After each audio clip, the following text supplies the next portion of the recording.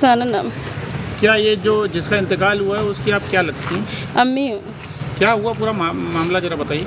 उस सतावत रहे, न खाना दे न पानी दे, ओके सतावा घर में बंद के भाग जाए कुल बाहर, बिना दाना पानी कुल रेखा तरह ने आई रही। जुम्मा वाले दिन नहीं जा रही थी, ज़बरदस्ती लेके गए इनको।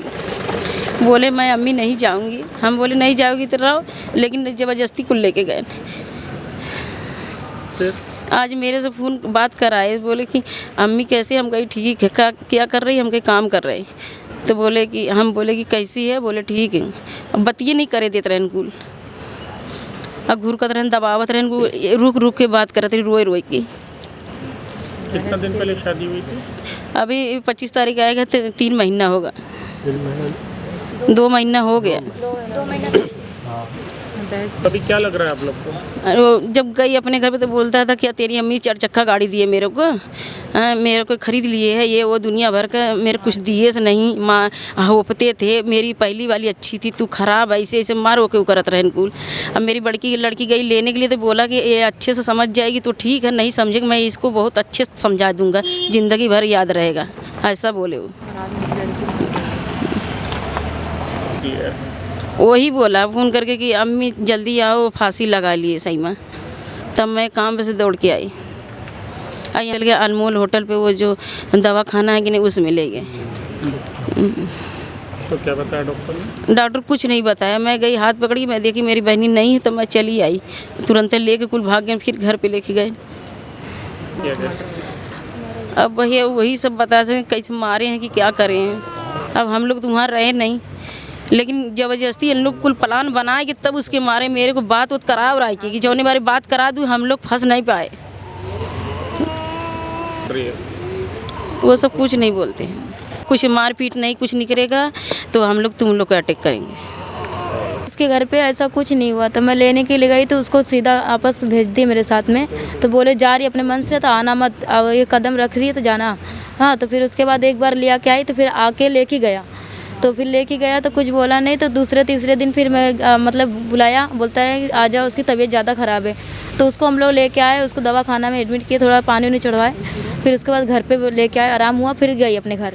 हाँ, उसके बाद हम लोग गए तो एक दिन ऐसे अचानक वो उसकी मेरी अम्मी तबीयत ख़राब हुआ, तो हम लोग सामा को बुलाए, तो आई, तो जाने के लिए बोल नहीं रही थी, बोलती मैं नहीं जाऊंगी। तो बोली क्यों नहीं जाएगी? तो बोलती नहीं जाऊंगी, मेरे को इतना काम देते, रात में भी काम देते, दिन में भी काम देते, दुनिया भर का काम कराते हैं और मेरे को टोचन देते, बोलते कि दहेज में क्या लाई है कि इतना 4 चक्का गाड़ी मांग लेता तो तुम लोग के औकात नहीं है देने भर का। तो हम लोग बोले कि इतना औकात से हम लोग को है नहीं कि जितना तुम लोग मांगे उतना हम लोग दे दिए, कान का मांग लिया, हर चीज़ मांग लिया, दहेज में फ्रिज मतलब क्या बोलते कबाड़ और मसेरी उसेरी मांगे, हम लोग दे दिए। हाँ, फिर भी उसको कोई चीज़ की तकलीफ़ दिए नहीं, फिर भी मेरे बहन को ऐसा काम किए।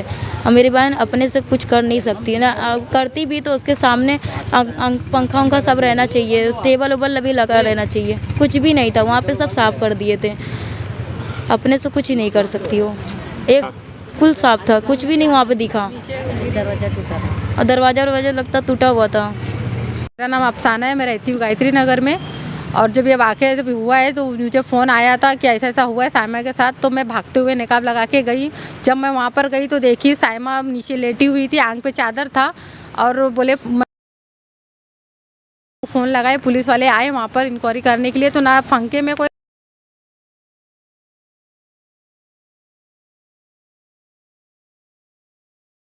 तो फंके में दुपट्टा लगा रहता है, या इंसान जब उतारने वाला जो इंसान उतारने वाला रहता है वो पहला रस्सी फंके की नहीं खोलता है, पहले गले का उतारता है, खोलता है पीछे का फंदा, तो पेशेंट को नीचे उतारता है।